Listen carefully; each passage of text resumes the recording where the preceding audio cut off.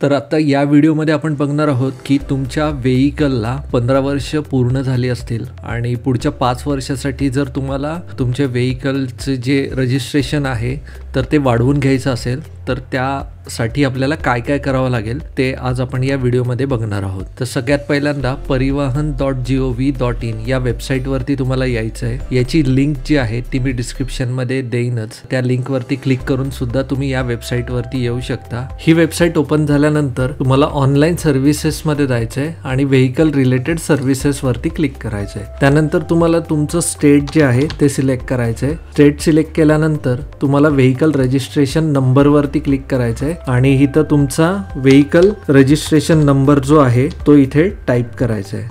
तो टाईप केल्यानंतर इथे टर्म्स अँड कंडिशन ॲक्सेप्ट करून प्रोसीडवरती क्लिक करायचं आहे। त्यानंतर एक छोटीशी पॉपअप विंडो ओपन होईल, त्याच्यावरती सुद्धा आपल्याला प्रोसीडवरती क्लिक करायचं आहे। प्रोसीडवरती क्लिक केल्यानंतर इथं ऑनलाईन सर्व्हिसेसमध्ये तुम्हाला तुमच्या व्हेइकल रिलेटेड वेगवेगळ्या सर्व्हिसेस इथे बघायला मिळतात। सगळ्यात आधी तुम्ही मोबाईल नंबर तुमचा जो आहे तो तुमच्या RCशी लिंक्ड असणं गरजेचं आहे। मोबाईल नंबर कसा अपडेट करायचा त्या संदर्भात मी व्हिडिओ बनवलेला आहे, त्याची लिंक मी डिस्क्रिप्शनमध्ये तुमच्यासोबत शेअर करीन। तो मोबाईल नंबर सगळ्यात आधी तुम्ही अपडेट करून घ्या। जर मोबाईल नंबर ऑनलाईन अपडेट नसेल होत तर तुम्हाला मॅन्युअली तो अपडेट करावा लागणार RTO ऑफिसला व्हिजिट करून। तर त्या संदर्भातला सुद्धा व्हिडिओ मी जो बनवलेला आहे त्याची लिंकसुद्धा मी डिस्क्रिप्शनमध्ये तुमच्याबरोबर शेअर करतोय। आता आपलं जे काम आहे ते रिन्युअल ऑफ रजिस्ट्रेशन, कारण आपल्या गाडीला झालेली आहेत 15 वर्ष पूर्ण आणि शिवाय साधारण 6-1 महिने एक्स्ट्रा झालेली आहेत, म्हणजे आपलं RC जे आहे ते एक्सपायर झालेलं आहे आणि ते आता आपल्याला रिन्यू करायचं आहे। तर त्यासाठी आपण रिन्युअल ऑफ रजिस्ट्रेशनवरती क्लिक करतोय। इथे क्लिक केल्यानंतर तुमच्यासमोर एक नवीन पेज ओपन झालेलं आहे। इथे तुम्हाला व्हेइकल रजिस्ट्रेशन नंबर दिसतोय आणि खाली चासीचे शेवटचे 5 डिजिट तुम्हाला इथे टाईप करायचे। तर इथे मी चासीचे शेवटचे 5 डिजिट टाईप केल्यानंतर इथे व्हेरीफायवरती क्लिक करतोय। त्यानंतर तुम्हाला पुन्हा your environment tax green tax is pending, please pay your green environment tax. आपल्याला याचा जो एन्व्हायरमेंट टॅक्स आणि ग्रीन टॅक्स जो आहे तो पे करावा लागणार आहे आणि त्यानंतरच आपल्याला पुढे व्हेइकलच्या रजिस्ट्रेशनसाठी या टॅबवरती यायचं आहे।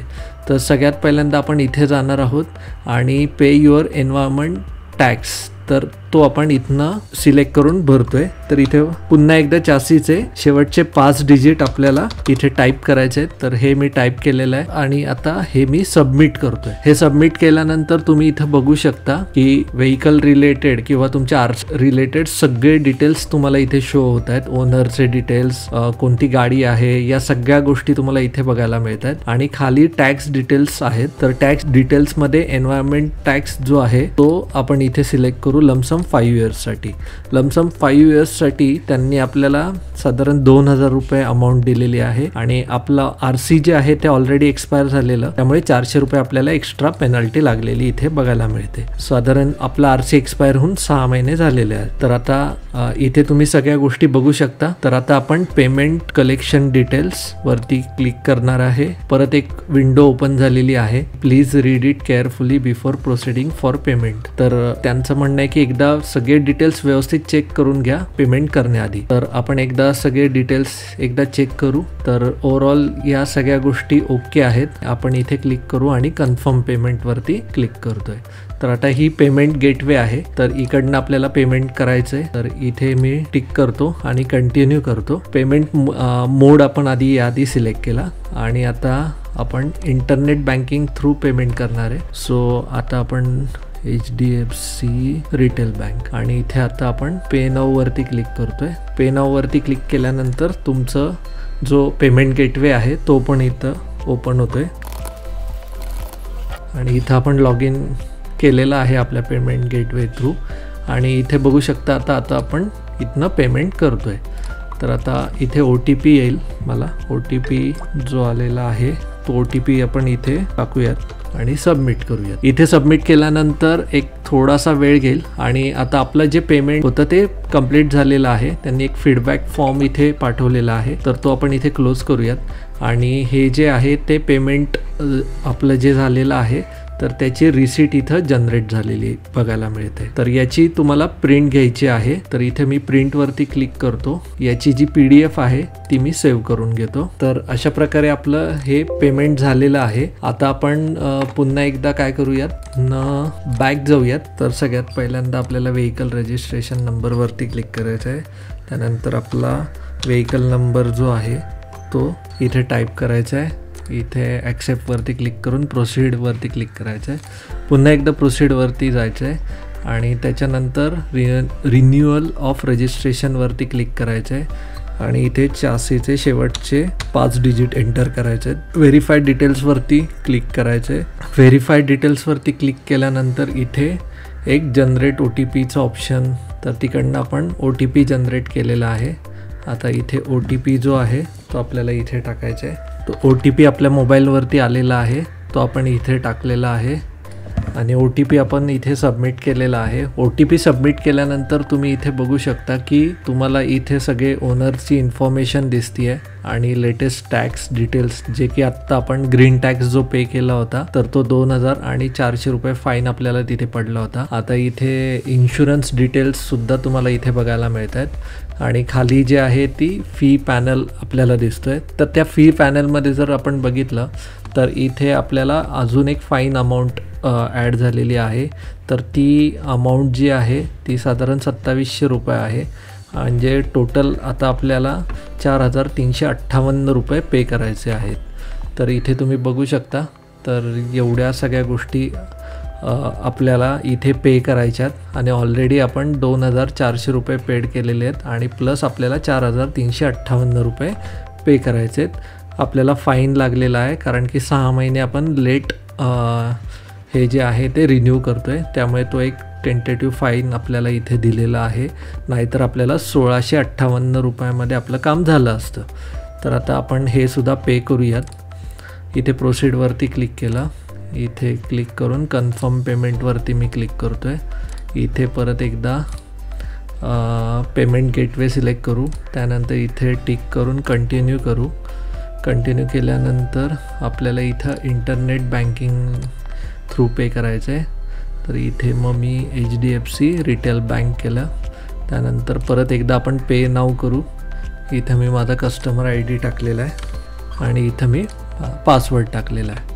तर आता हे सुद्धा पेमेंट आपण इकडनं कन्फर्म करू. इथे एक आपल्याला OTP आला आहे. आता आपलं पेमेंट जे आहे ते कंप्लीट झालेलं आहे. तर ते थोड्याच वेळात अपडेट होईल. आणि इथे बघा, तर इथे एक तुम्हाला ही सर्विस कशी वाटली त्याचे रेटिंग संदर्भातली एक पॉपअप विंडो आलेली आहे, ती आत्ता आपण क्लोज करूयात. तर ही जी आहे ही पेमेंट रिसिट आता आपल्याला मिळालेली आहे. तर आता सगळ्यात पहिल्यांदा आपण ही जी प्रिंट म्हणजे PDF सेव्ह करूयात.